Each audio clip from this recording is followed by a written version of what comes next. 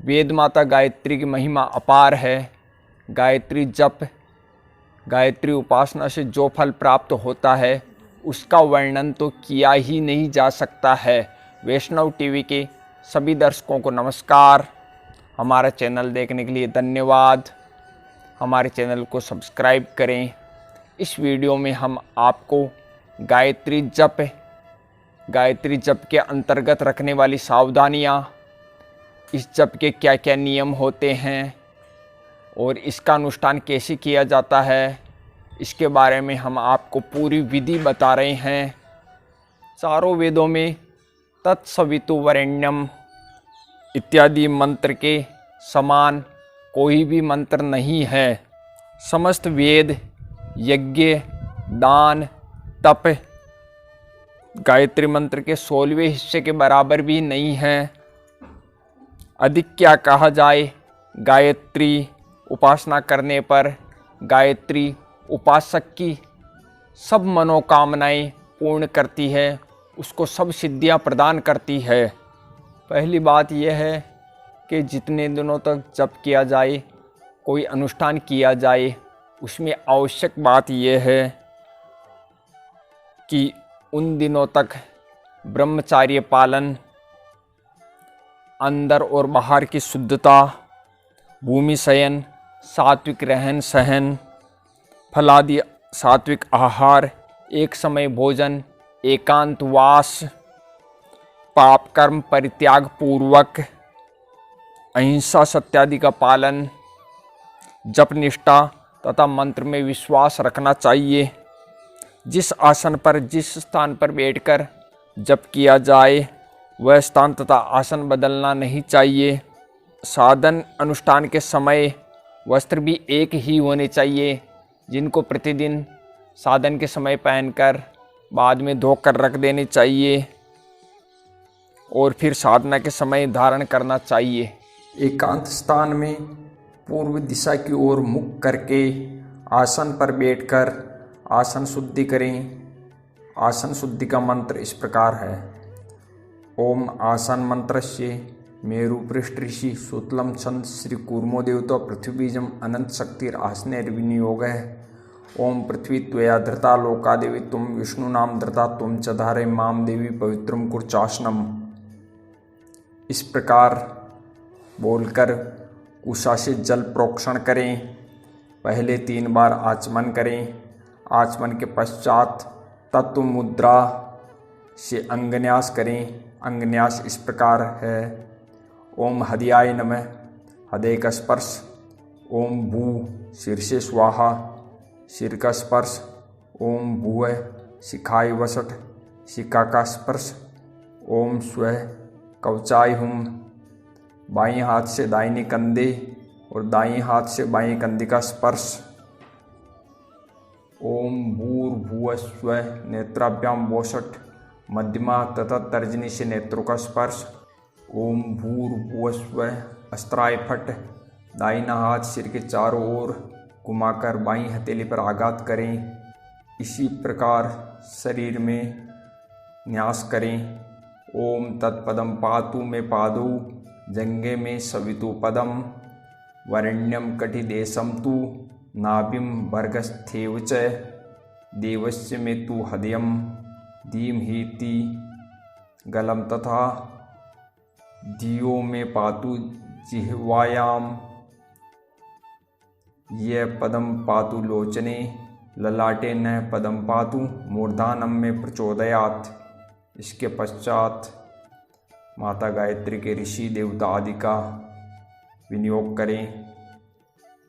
ओंकारस्य ब्रह्मा ऋषिरग्निर्देवता, गायत्री छंदो शुक्लो वर्ण, गायत्री जपे विनियोग। महाव्याहतीनाम परमेष्टि प्रजापति ऋषि, अग्नि वायु सूर्य देवता, गायत्रु शिणि गनुष्टुप छंदासी, गायत्री जपे विनियोग। गायत्र्या विश्वामित्र ऋषि, सविता देवता, गायत्री छंदो, गायत्री जपे विनियोग। इसके पश्चात ध्यान। मुक्ता विद्रुम हेम नील धवलश्छायैर्मुखैस्त्रियक्षणैर्युक्ताम् इन्दुनिबद्ध रत्नमुकुटां तत्त्वार्थवर्णात्मिकां गायत्रीं वरदाभयाङ्कुशकसः शुभ्रकपालं गुणं शङ्खचक्रमथारविन्दयुगलं हस्तैर्यहन्ति भजे। वे मोती, मूंगा, स्वर्ण, नीलमणि तथा उज्ज्वल प्रभा से युक्त 5 मुखों से सुशोभित हैं। 3 नेत्रों से उनके मुखों की अनुपम शोभा होती है। उनके रत्नमय मुकुट में चंद्रमा जड़े हुए हैं।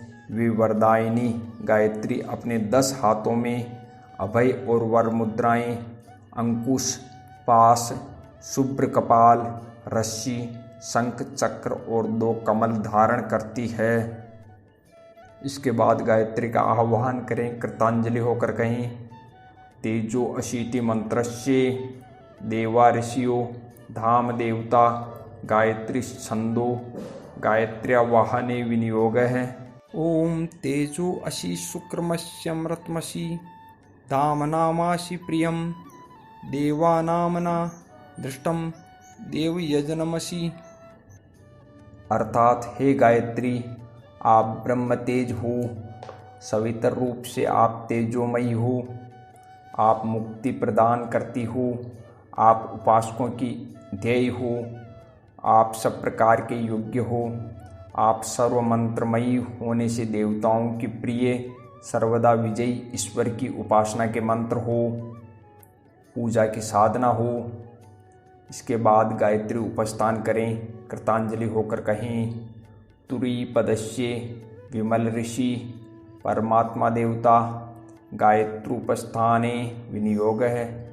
ओम गायत्रस्येकपदी द्विपदी त्रिपदी चतुष्पद्य पदशी न ही पद्यसे नमस्ते तुरीयाय दर्शताय पदस्य परोर्जसे। इसके पश्चात गायत्री मंत्र का जप करें।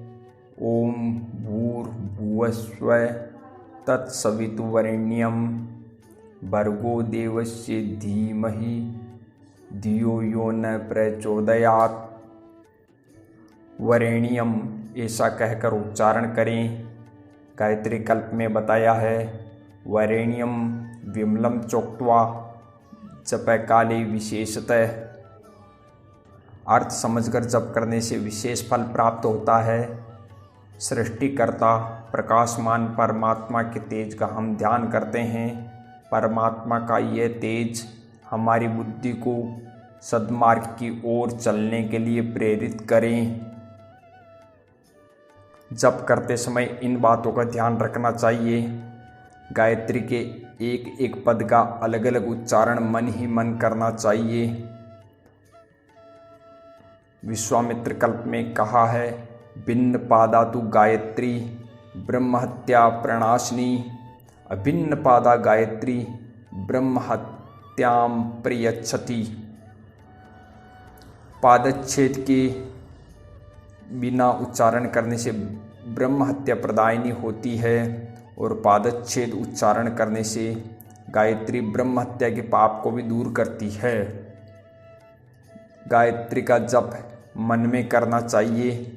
जिह्वा और होठ नहीं हिलाना चाहिए। सिर और गर्दन को भी नहीं हिलाना चाहिए, स्थिर रखना चाहिए। दांतों को नहीं दिखाना चाहिए, यानी होठों को बंद रखना चाहिए।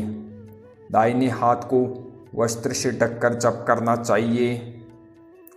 जप करते समय सिर पर वस्त्र तथा हाथ नहीं रखना चाहिए। जप के समय हाँफने से हानि, ऊँघने से दुख, बोलने से रोग, माला गिरने से नाश होता है।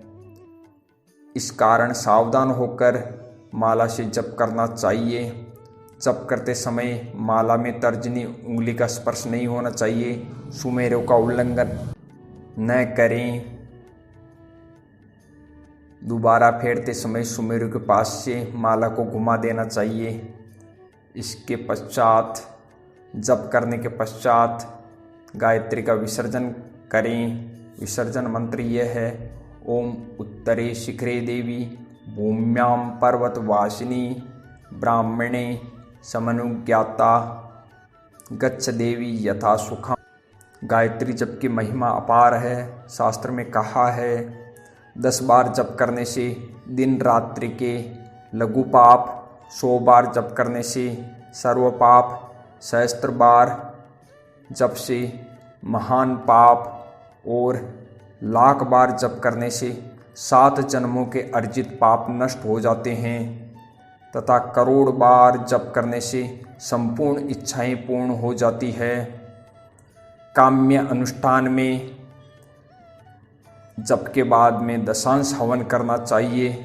अनुष्ठान के अंग में अंगन्यास के बाद गायत्री शाप विमोचन और गायत्री हृदय का पाठ तथा गायत्री उपस्थान के बाद मुद्रा प्रदर्शन, गायत्री कवच का पाठ करना भी कहा गया है। अधिकस्य अधिकम फलम, इसके अनुसार ये कल्याणकारी ही है।